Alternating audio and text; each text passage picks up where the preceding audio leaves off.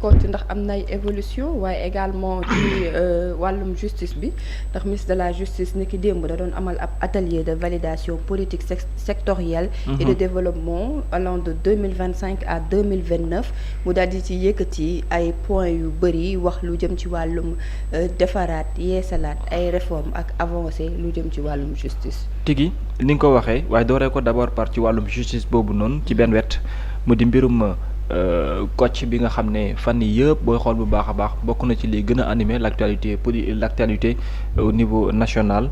moom nag ginnaaw bi ñu ko mettre sous mandat de dépôt ki nga xam moo di complice am te di wuyoo ci turu El Hadji Assane Demba moom démb également lañ ko envoyé en prison pour exploitation technique des appareils yi nga xam itam ci genn wet jot na am yéenekaay gi jot na ci xëy ne lana am na beneen prolongation boo xamante ni dañ ko fas yéene indi ci li nga xam ne daanaka moo di enquête bi ñu fas yéene gën a xóotal yéenekaay gi mu ngi ñuy xibaar ba ndege ni nag fu mu toll ni tembe moom plus temps bi di dem mooy gën a certifié à travers exploitation li nga xam moo di téléphone bi ne jëmm ji am na complicité boo xamante ni amoon na ko ak ki nga xam ne daanaka moom moo di Kocc ci genn wet également aussi daana ca bokk li nga xamante ni daanaka moo di mise en cause yi nga xam ne moom la ñu koy toppee daanaka soreewul ak li nga xamante ni loolu moom la ñuy toppee ki nga xam ne daanaka moo di Kocc donc pour l'instant bu fekkente ni génne prison daana am dafa ñëw dugg ci sensu li nga xam daanaka moo di éventuelle confrontation yoo xam ne 10 jours au lendemain mën na judduwaat te loolu ñu ngi ciy xaar lu yaatoo yaatu loo xamante ni mën na antu mooy confrontation peut-être bien diggante Kocc ak El Hadji Demba mais confrontation également aussi entre kenn ku nekk ci ñoom ak ñi nga xam ne ñoom ñoo constitué wu li ñu duppee partie civile au même moment aussi ñi nga xam ne ñoom ñoo yor tamit l'enquête gi tey jii à travers preuve yi nga xamante ni yor nañ ko dinañ jéem a gën a chercher pour xool par rapport ak yeneen ramification yoo xamante ni jàpp nañ ne moom moo war a mën a am ci biir dossier ndax ci fàttali ginnaaw bi ñu arrêté woon Kocc ba pare teewlu woon ko doon exploiter également yenn yi nga xam ne moom la am comme matériel liñ ci doon xaaral ni mooy du ñàkk bés nga gis ñeneen ñoo xamante ni dañ leen jàppagum et pour l'instant li ñu mën a téyeegum ci xibaar yi nga xam ne taxaw na méngoo na ne ñaari jëmm yi seen jëm bopp ñoom ñoo nekkoon cerveau li nga xam daanaka moo di opération yi ñu daan faral di am lépp nag ñu tënk ko ci wàllum yor ay vidéo jàmbur wala image yu jàmbur di ko boole ak li nga xamante ni daanaka moo di chantage ak tamit di publier image yoo xamante ni waruñu ko publier ci site yoo xamante ni sax daanaka bokk na ci li nga xamante ni sàmmantewul ak li nga xam ne moom di culture wala aada ak cosaan bi nga xam ne Sénégal moom la yolla donc pour l'instant toutes les deux personnes daal ñu ngay yeewoo ci ndungu siin maanaam dañ leen mettre sous mandat de dépôt en attendant continuité lu jëm ci li nga xam ne moo di enquête gi ni mel soxna Astou. nga xam ne lu ñeewal mbirum Kocc ak kooku di Assane Demba mbir yi daal dinay évoluer. waaw évolué na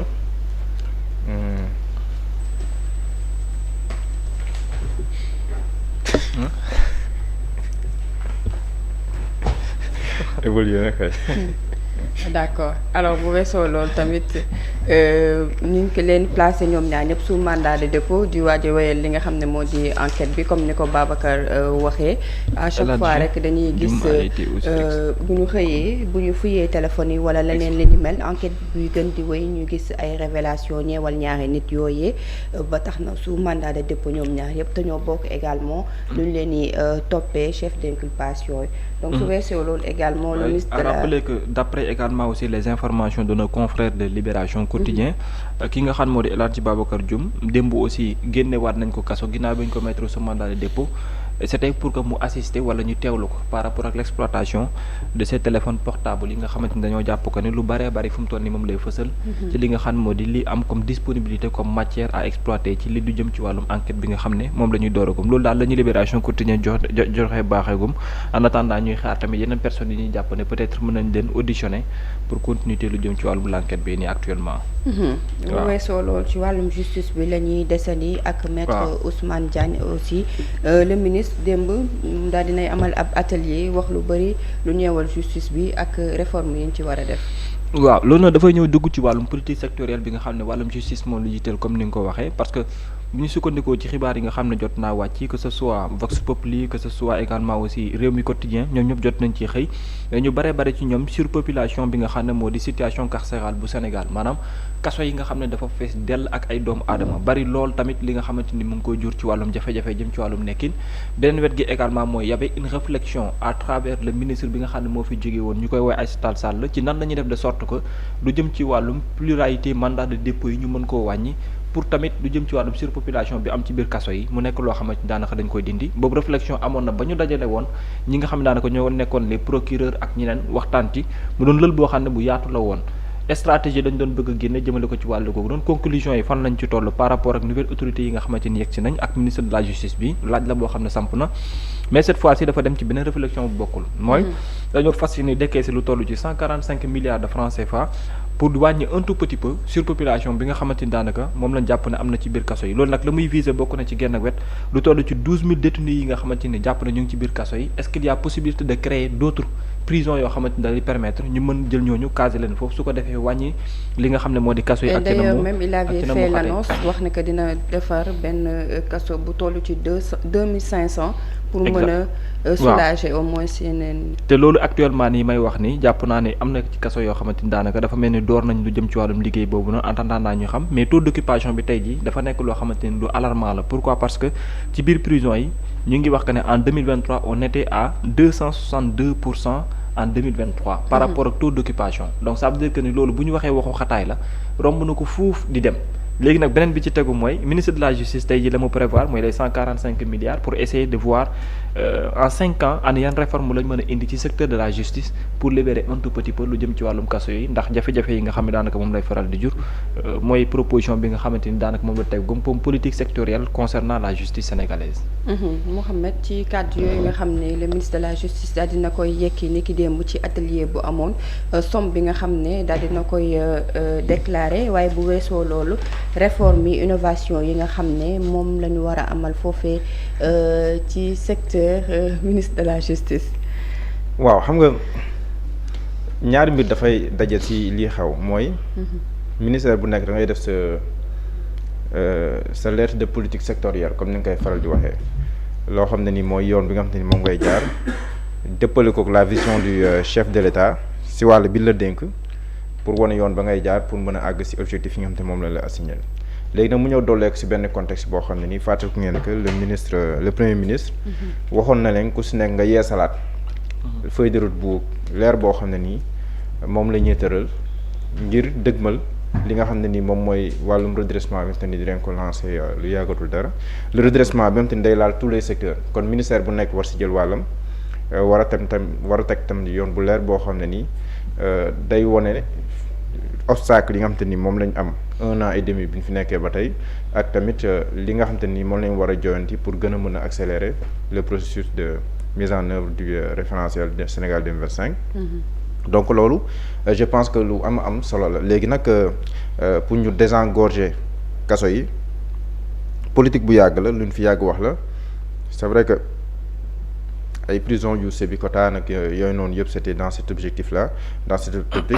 mais ba tey jii nii on se rend compte que am na ci ay kaso yoo xam ne nii surpeuplement bi dafa jéggi dayoo trop lu su mel ni bu Rebeuss bu Saint-Louis daanaka kaso yëpp surpeuplé à quelques exceptions près loolu tamit daf ñu war a yóbbee pour ñu respecter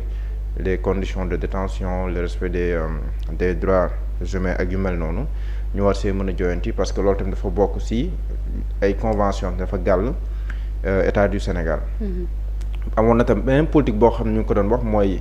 réunion boobu nga xam ne ni moom defoon na ko avec les procureurs pour jéem a éviter autant que faire se peut les mandats de dépôt systématiques comme ni nga koy waxee. loolu tam amoon na ay directives yu leer yoo xam joxoon nañ ko ba commencé woon nañ ko appliquer sax d'ailleurs. waaw nga gis ne que par exemple dans l'affaire Covid-19 ak yooyu daanaka ñiy cautionné yëpp da leen bàyyi nit ñi bi donc loolu dafay dugg ci optique boobu noonu parce que bu nekkee lu ñu mën a amee une comme ñu ngi koy waxee loo xam ne ni daal c'est alternatif à la prison. ñu jëfandikoo ko loolu je pense que c'est extrêmement important ça permet de désengorger bu nekkee ne du gêner l'enquête ak yu mel noonu xam ngeen saa yi aussi juge yi dafa am tamit yeneen considération yoo xam te nii moom mooy entrer en compte ba nga xam te ni moom mooy tax ñu mettre kii sous mandat de dépôt ou pas mais je pense que globalement lu am solo la.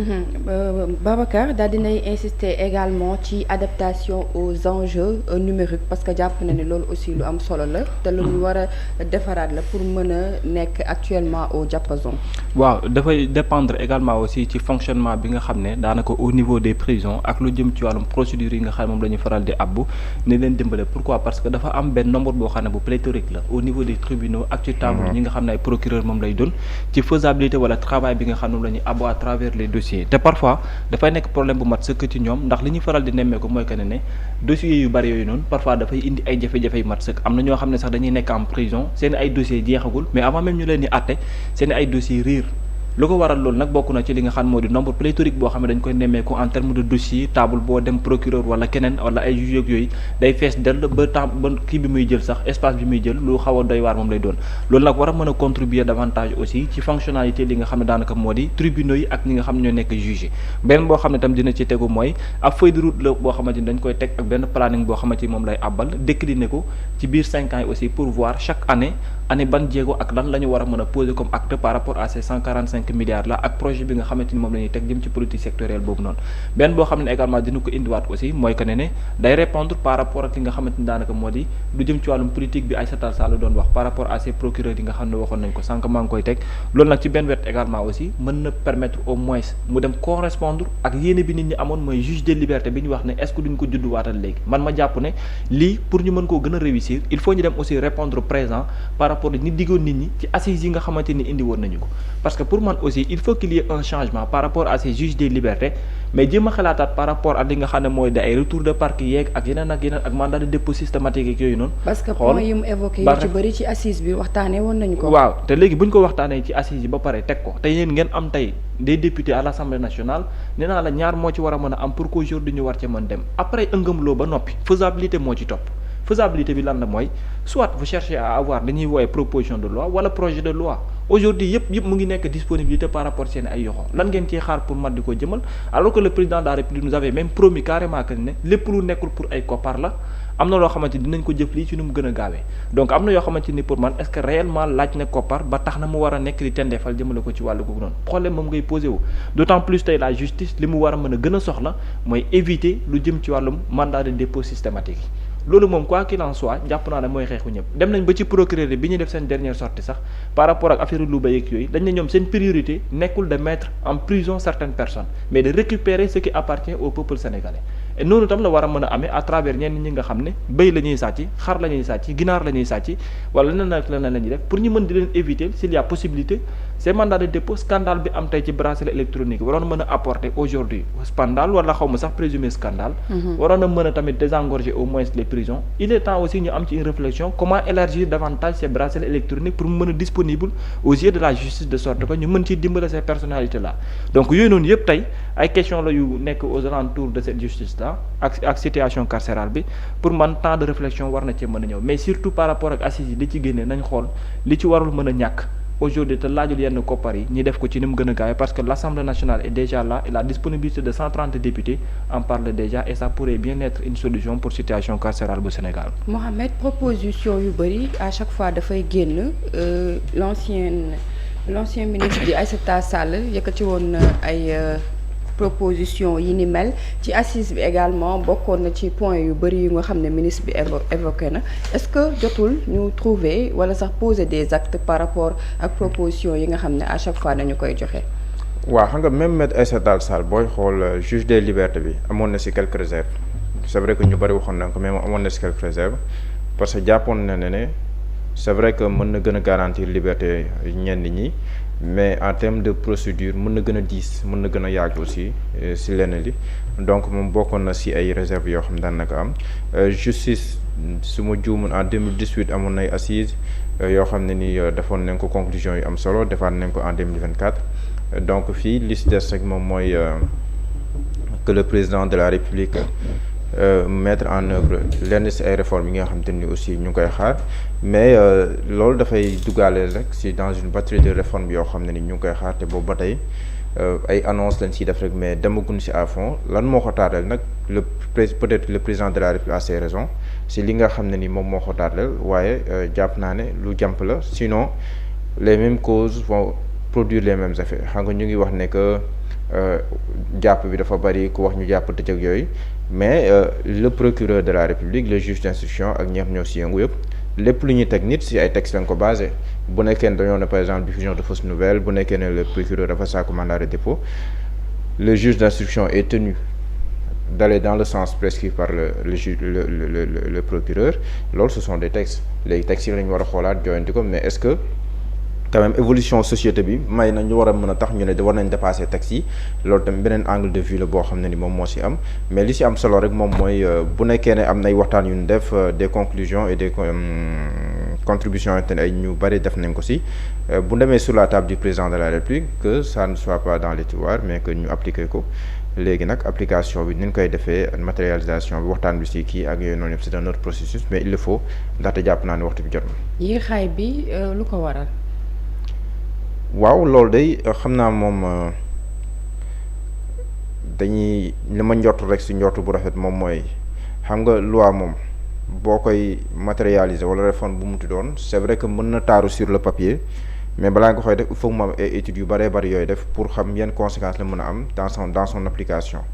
jàpp naa ne loolu la ak tamit yéen ñi xam nga ay loi la faaw ñu bind ko. léegi nag bu ñu koy bind il faut des commissions yoo xam ne ñoom ñooy xool nan lañ koy bindee ak yooyu noonu yëpp ak si circuit bi mu war a jaar yëpp njort naa ne loolu bokk na si liy tardel mbir yi mais en tout cas jot na ndax 2 ans boo ko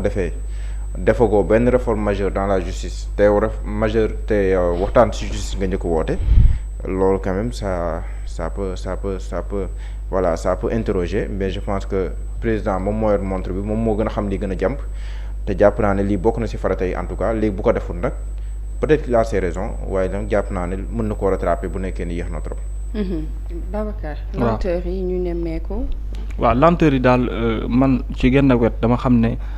une proposition mën na am la faisabilité peut prendre du temps mais un temps raisonnable aussi pour man pourquoi parce que ci benn côté je peux comprendre tout ce qui demande de l'argent xam naa ne Sénégal ak ci fi nga xamante ni foofu la toll laaj na au minimum que bu ñu ko tegee mu nekk projet wala proposition ñu ne nañ xool nan lañ ciy demee pourquoi ma wax loolu parce que xam nañ situation bi nga xamante ni moom la ñuy wax fu mu toll mais am na yeneen yoo xamante ni comme la mu demandé woon mooy la possibilité d'avoir des députés au niveau de l'hémicycle je pense que ne la réflexion ci côté boobu noonu mooy suñu xasee ba am ñi nga xam daanaka ñoo di nombre de députés yooyu noonu war nañ mën a poser des actes wala sinon mooy li may faral di gën a wax bu fekkee dafa am loo xamante ni attente la yu Sénégalais di xaar nga ne su fekkente ni am naa une majorité mën na nekk su blocage amee le mieux parfois mooy bu ñu évoquer sujet bi nga mën a joxe une explication boo xam ne dafay mën a jox raison ñenn ñi jàpp ko ne de bonne foi mooy tax ñoom ñuy teer jëm ci wàllu googu noonu ne lii ak lii moom moo ko waral su boobaa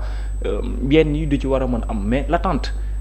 de certaines personnes au niveau national par rapport à la justice mooy balaa dara di xew amoon na yaakaar que ne lu ñu defee assise bu assise yooyu jeexee tout ce qui était comme proposition wala projet de loi dinañ ko yóbbu nu mu gën a gaawee au niveau de l'hémicycle hier également aussi Ngouda Mboup le constitutionnaliste mu ngi ñu annoncé que ne am na bari na lool réforme wala yeneen yi nga xam ne ñu ngi koy xaarandi fii léegi ay temps di ñëw dinañ ko yóbbu au niveau de l'Assemblée nationale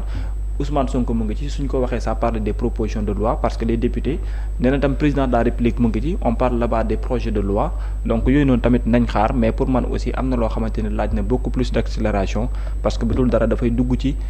changement systémique bi nga xamante ni yenn ci situation wala système carcéral bi laaj na ko ndax problème bu mat c'est que le quand on parle de la justice aujourd'hui tamit. Alors dañuy daal di ñëw ci revue de presse mais Mohamed